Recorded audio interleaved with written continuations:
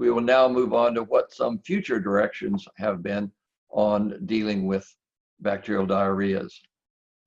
One approach that people have been considering is what is called probiotics, and that is feeding materials with a non-pathogenic bacteria with the idea and hope that this will compete with any pathogenic diarrhea-causing bacteria in the intestine.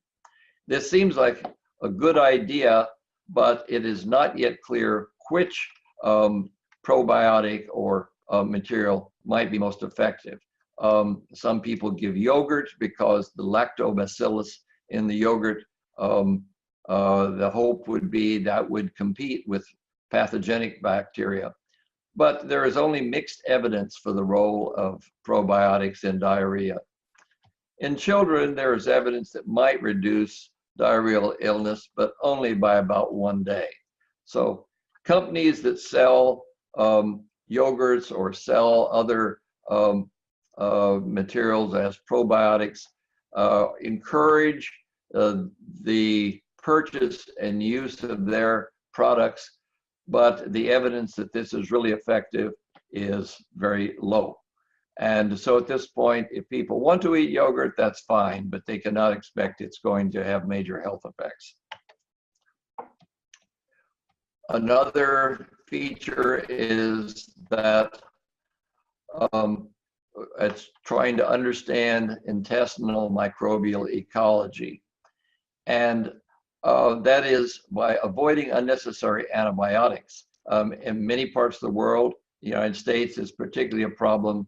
Antibiotics are given to cattle because it makes them grow bigger, and but then the cattle and other farm animals become resistant. Their intestinal bacteria become resistant to these antibiotics, and it can spread antibiotic resistant strains. And so one thought is that previously, when people would see small children picking up things from the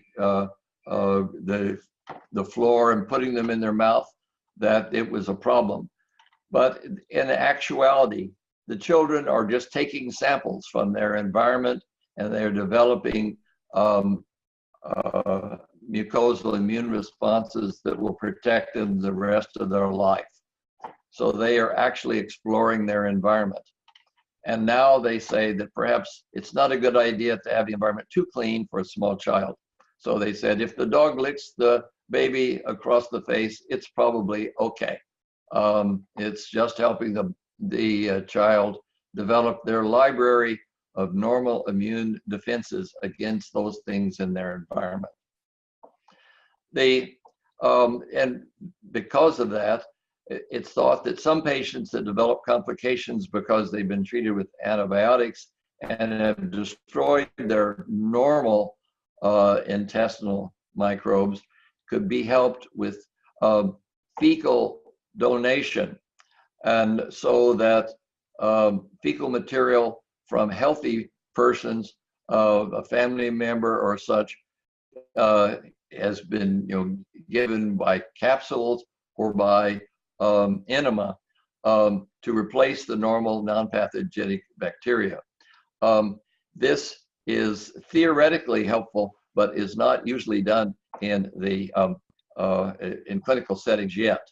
There are companies that are now having known healthy donors in which the feces are collected and checked carefully for any parasites or any other known pathogens, and then are packaged in capsules and given to patients with their intestinal microorganisms depleted by previous infections with antibiotic use.